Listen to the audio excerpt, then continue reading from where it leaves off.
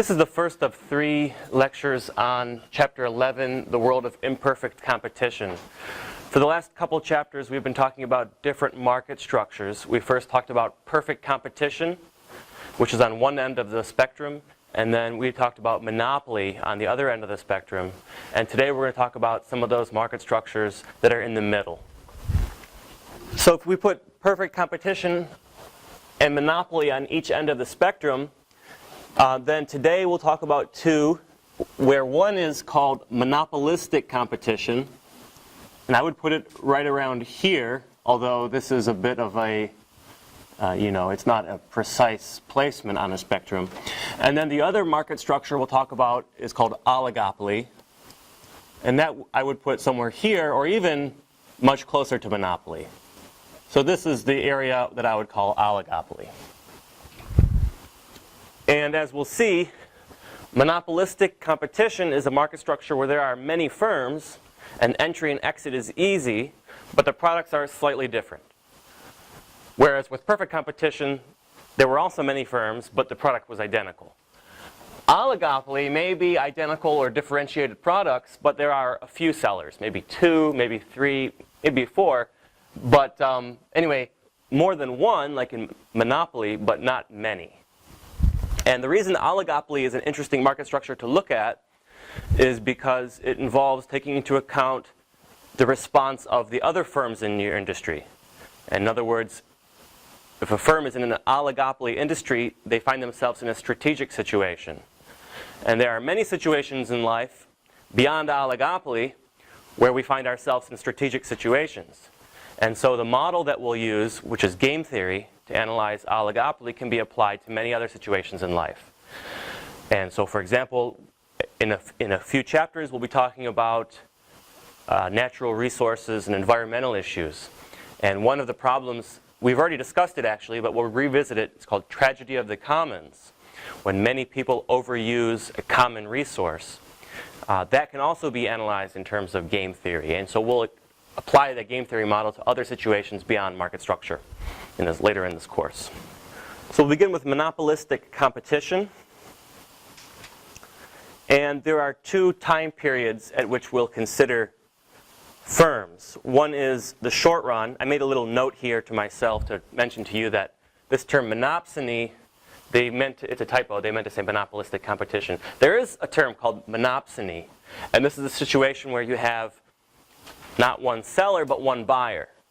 And there are situations like that, right? For example, in the agricultural market, there are many farmers, but only a small number of buyers, right, who buy those agricultural products. And so they have more control over the price that they offer the sellers. So this is a situation we're not going to explore in this class, but you might be interested to know that it is out there. We have analyzed this in terms of economic models, but here we have monopolistic competition. And this is the exact same picture that we saw last chapter with respect to monopoly. So this is a firm. There are other firms in this industry like it, but because it has a differentiated product, so imagine like a pizza shop, right? People have preferences over different types of pizza. Even if some pizza was a couple dollars more, if that was your favorite brand, you still might buy it, right? And so that is why we have a downward sloping demand curve. If this firm raises their price from, say, $10 to $11, they don't lose all their customers like they would if it was perfectly competitive, right? So that means the firm has some power over setting the price. And how is it going to set the price? Well, the same exact way a monopoly would. First, you find the point where marginal revenue equals marginal cost. That's right here. That tells you to produce 2,150 pizzas. And then the firm asks itself, well, how much can I charge for these pizzas? And the answer is whatever consumers are willing to pay. And that amount is given by the demand curve. So go up from here until you hit the demand curve. And that means you can charge $10.40. Now, is this firm making a profit? Yes. How do we know that?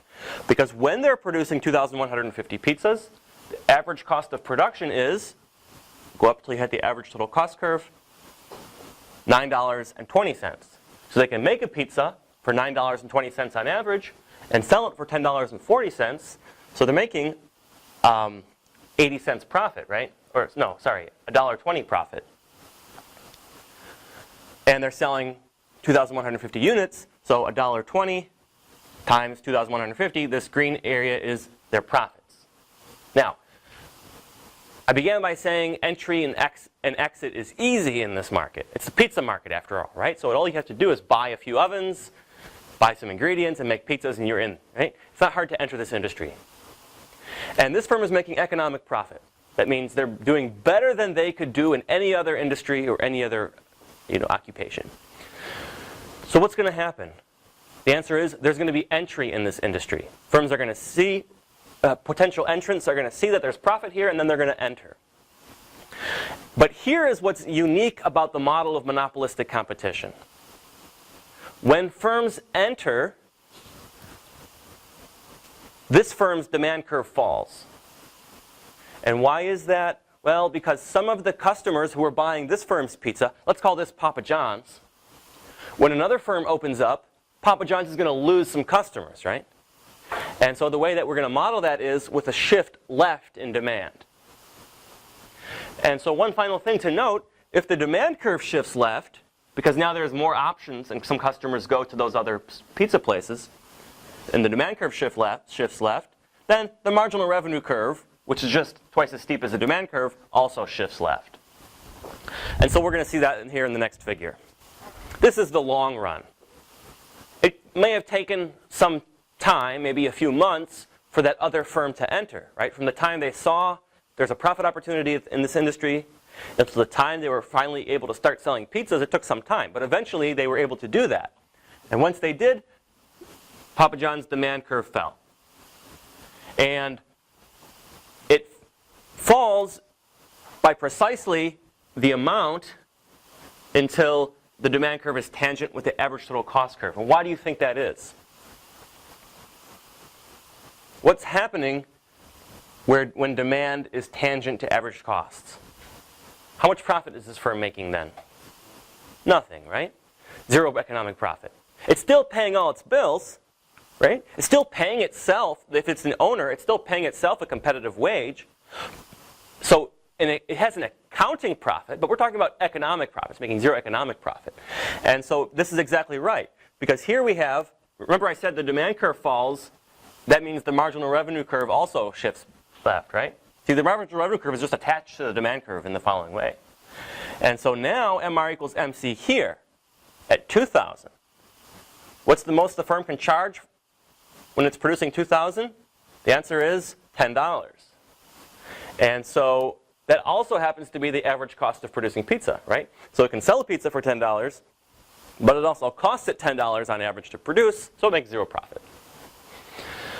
And that's basically it. The key thing to remember here is when a firm enters, when a new firm enters, it causes demand for the existing firm's products to fall.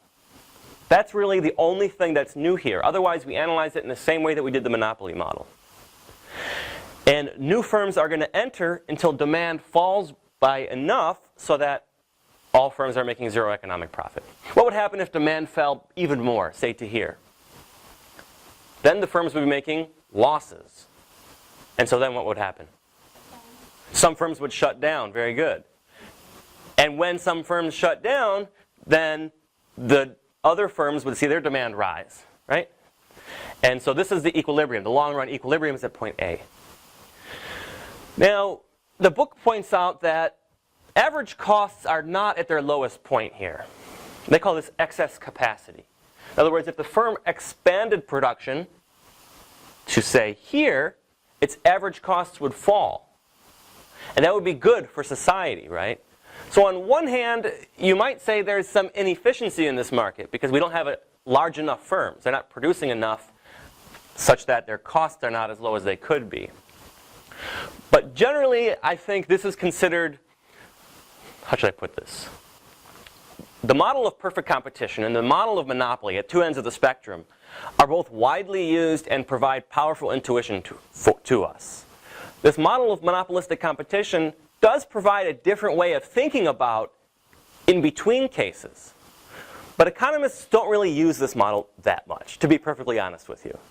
So I hope that you take away from this class a firm understanding of the perfect competition and monopoly models, and along with the intuition of those. And for the purposes of the exam, I hope you can pass the questions related to the monopolistic competition. But it's not as important as the other two. So, and one of the reasons why it's not as important is you have this strange sort of policy implication that we should not allow so many firms in the industry.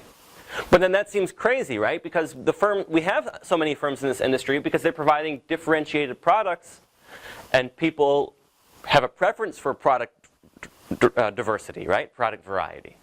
And so probably this model is not capturing the amount by which consumers prefer product variety. And in some ways, there's something a little bit wrong with this model. But it's still an interesting model to think about. But like I said, it's not as intuitively pleasing as the other models that we looked at.